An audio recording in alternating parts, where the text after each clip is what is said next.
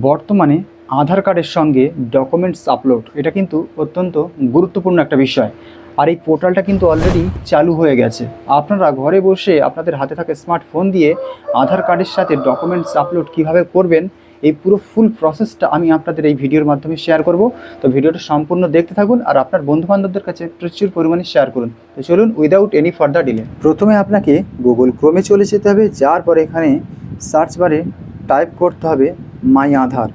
মাই আধার search করার পরে এই যে আধার বলে একটা অপশান আছে, এখানে কিন্তু ক্লিক করতে হবে। যে ভেরিফাই অ্যান্ড আধার নাম্বার, এখানে কিন্তু ক্লিক করবেন।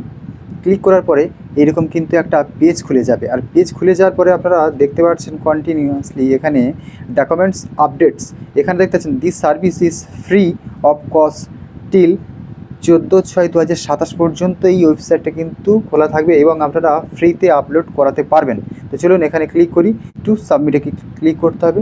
ক্লিক করার পরে এইরকম কিন্তু একটা ইন্টারফেস আসবে এবং যে আধার কার্ডটা আপনারা ডকুমেন্টস আপলোড করাতে চান সেই আধার কার্ডের নাম্বারটা এখানে বসিয়ে দেবেন। আর আধার নাম্বারটা বসিয়ে দিয়েছি আর নিচে যে ক্যাপচার কোডটা এখানে কিন্তু আমি বসিয়ে দিয়েছি। এবারে লগ ইন উইথ ওটিপিতে ক্লিক করব।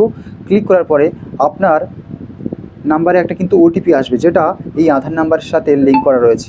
ওটিপি নাম্বারটা এখানে বসিয়ে দিয়েছি। সিম্পলি লগ ইনে ক্লিক করব। এইরকম একটা ইন্টারফেস খুলে যাওয়ার পরে কিন্তু আপনাদের এই যে দেখতে পাচ্ছেন প্রথমে please upload proof of identity.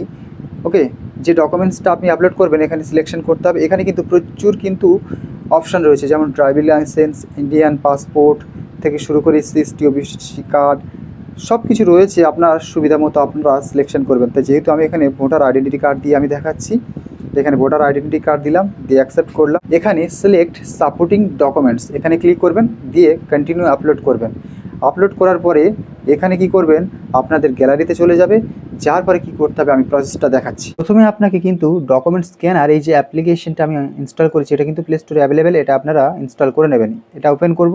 Open করার পরে এরকম ইন্টারফেস আসবে। প্রথমে আপনাকে এই ক্যামেরা আইকনে কিন্তু ক্লিক করতে হবে। ক্লিক করে এই যে ভোটার কার্ডের যে প্রথম যে পার্টটা আছে এই পার্টটাকে ক্লিক করবেন। ক্লিক করার পরে এই যে অটোমেটিক একটা ক্রপ সাইজ কেটে দেখতে পাচ্ছেন। এবার এটাকে কন্টিনিউ করব।